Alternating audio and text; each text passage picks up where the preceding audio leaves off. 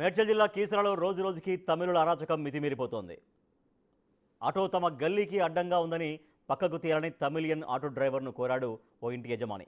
ఆటోను తీయమంటావా అంటూ బండబూతులు తిడుతూ గొడవకు దిగాడు ఆ తమిళియన్. తర్వాత పంచాయతీలో మాట్లాడుకుందామని పెద్ద మనుషుల సమక్షంలో పిలిచాడు. ఏకంగా కత్తులు కర్రలతో పంచాయతీలోకి వచ్చాడు ఆ తమిళియన్. వివాదం ముదరడంతో రెండు వర్గాలను పోలీసులు అదుపులోకి తీసుకున్నారు.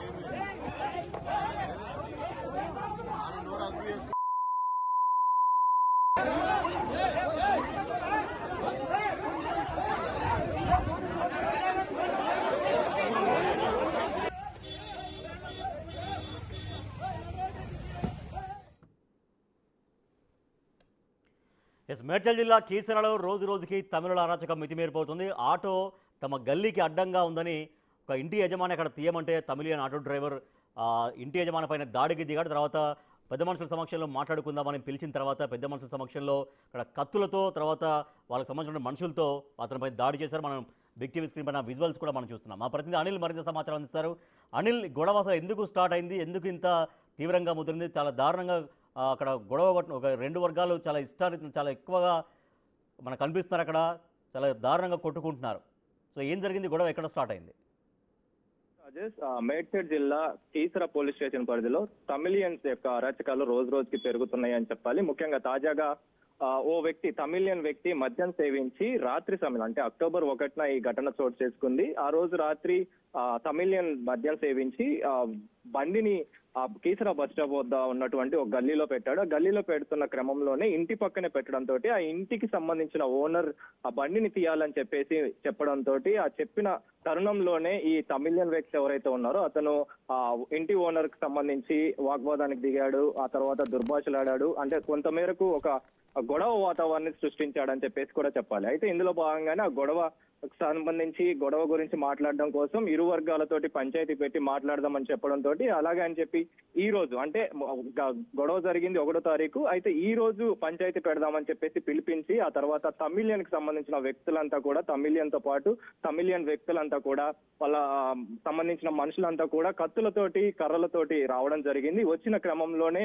ఈ తెలుగు వ్యక్తి పైన దాడికి పాల్పడ్డారు. అంటే దాదాపు ఒక ఉద్రిక్త వాతావరణాన్ని క్రియేట్ చేశారని చెప్పాలి. ముఖ్యంగా పోలీస్ స్టేషన్ పరిధిలో ఈ ఘటన చోటు చేసుకుంది కాబట్టి వెంటనే పోలీసులు ఘటన స్థలానికి చేరుకొని ఇరు వర్గాల్ని కూడా చెదరగొట్టారు. కానీ ఈ ఘటనకి సంబంధించి మాత్రం తమిళియన్ వర్సెస్ తెలుగు అనే విధంగా ప్రెసెంట్ అయితే బయటకు వచ్చిందని చెప్పాలి, వెలుగులోకి వచ్చిందని చెప్పాలి. ఇప్పటికే మనం చూస్తున్నాం లోకల్ నాన్ లోకల్ అనే ఒక నినాదం అనేది బయటకు వచ్చింది. అదే విధంగా ఈ రోజు ఈ కీసర పోలీస్ స్టేషన్ పరిధిలో కూడా చోటు చేసుకుందని చెప్పాలి. ముఖ్యంగా తెలుగు వారికి సంబంధించి కావచ్చు, ఇటు తమిళియన్ సంబంధించి కావచ్చు, ఆ ఏరియాలో చాలా వరకు తమిళ వ్యక్తులు ఉంటారని కూడా తెలుస్తుంది.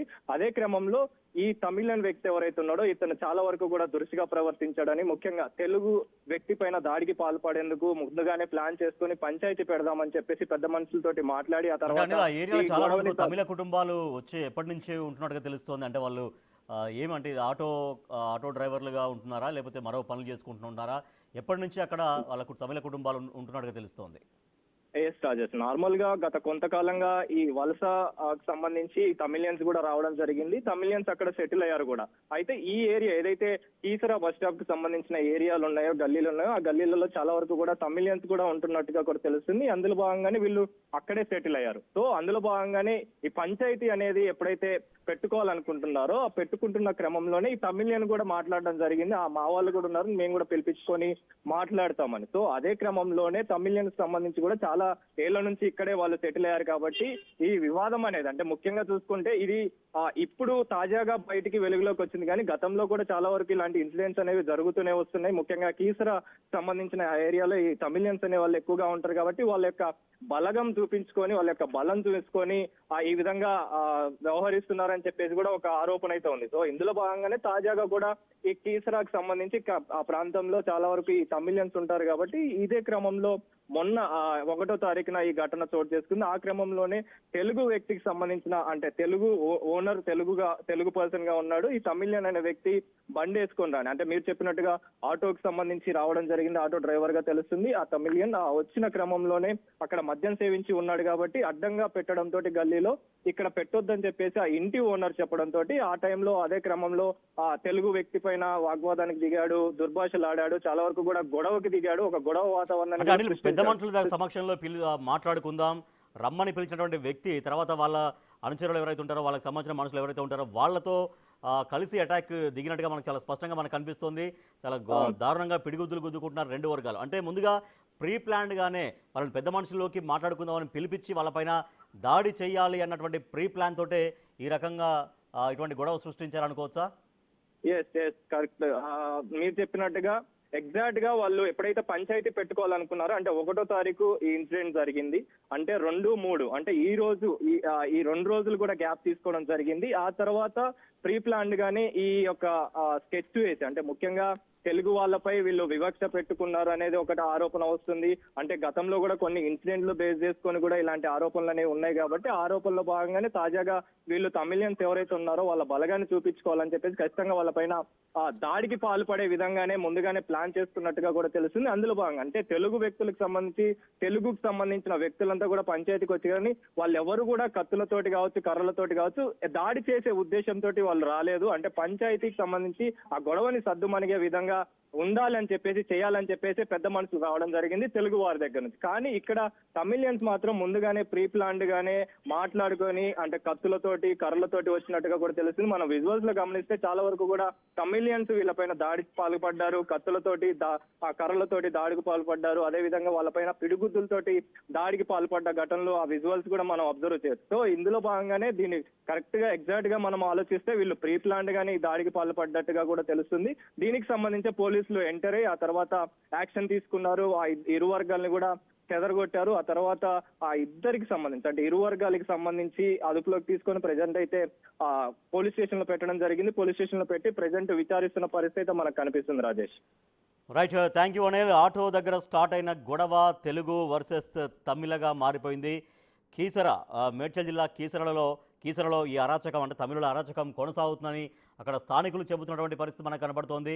అక్కడ ఆటో ఒక దగ్గర పార్క్ చేస్తే అక్కడ తీయమని ఒక ఇంటి యజమాని చెప్పినందుకు ఆ ఆటో డ్రైవర్ ఆ ఇంటి యజమాని పైన అటాక్ చేశాడు. తర్వాత పెద్ద మనుషుల సమక్షంలో మాట్లాడుకుందామని పిలిపించి ఏకంగా వాళ్ళ మనుషులందరితో కలిసి అతనిపై దాడి చేశారు. కర్రలతో కత్తులతో దాడి చేశారు. మనం చూస్తున్నాం బిగ్ టీవీ స్క్రీన్ పైన ఎక్స్క్లూజివ్గా మీరు విజువల్స్ కూడా మీరు చూస్తున్నారు. సో ఎంత దారుణంగా ఒకరినొకరు రెండు వర్గాలు ఎంత దారుణంగా కొట్టుకుంటున్నాయో మనం చూస్తున్నాం. మరోపక్క రైట్ సైడ్ బాక్స్లో ఒక చెట్టు కొమ్మ పట్టుకొని కూడా ఒక వ్యక్తిని తరుముతున్నటువంటి విజువల్స్ మనం చూడొచ్చు.